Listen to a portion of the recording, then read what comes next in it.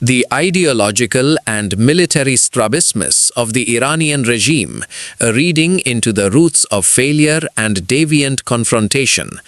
The Iranian regime suffers from what can be described as ideological strabismus, a misalignment of vision. This is a structural defect in perspective that explains the deep gap between the regime's ideological ambitions and the reality of the exhausted people. This strabismus did not stop at the borders of thought, rather it transformed into a military and political strabismus, for which the Arab neighbor pays the price instead of the real adversary. First, the psychological and ideological roots of ideological strabismus.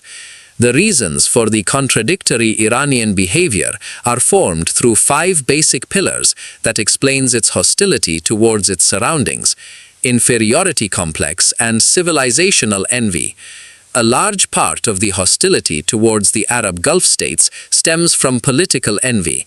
While these countries achieved massive developmental and technical leaps, the Iranian regime remained drowned in slogans of death to America that do not feed the hungry, creating a state of hatred towards the successful Sunni surroundings as an escape from internal failure in providing a dignified life. Second, sectarian backwardness and the dominance of the Hawza. The Iranian leadership is a pure product of the Hawzas, religious seminaries, that teach extremist principles based on the culture of victimhood and taqiyya, which prevents rational thinking and replaces it with historical hatred and emotional slogans. The fall of Khosrow's empire complex, where the arrogant Persian nationalist thought still feels the crushing defeat it suffered during the Islamic conquests, seeking revenge through the gate of sectarianism. Myths that defy logic. The regime relies on myths that contradict the simplest rules of logic, such as the story of the Hidden Mahdi, who has lived in a cellar, Sardab, for 1,000 years. A sound mind asks logical questions. How does a human live underground for centuries? How does he eat? How does he obtain his life requirements? It is a folk legend designed specifically to manipulate the minds of the simple and desensitize their collective consciousness, manufacturing schizophrenia and destroying children's psychology. The regime practices organized psychological terror by displaying images of blood and severed heads, such as the relics of the Karbala event, before children. This early exposure to violence creates generations suffering from psychological disorders and schizophrenia, split personality.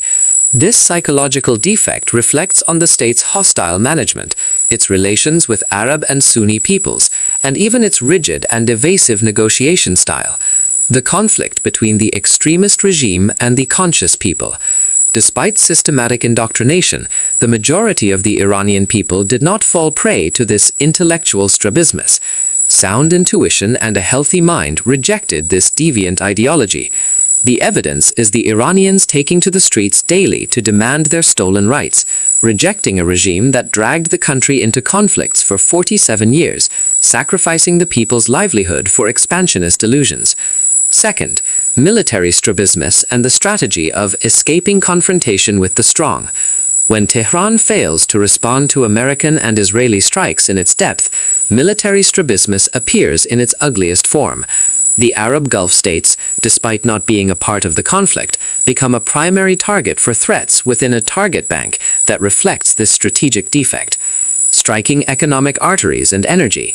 This includes threatening to destroy oil platforms and refineries, turning commercial ports into rubble, and targeting ships and international navigation in the Strait of Hormuz to paralyze global trade.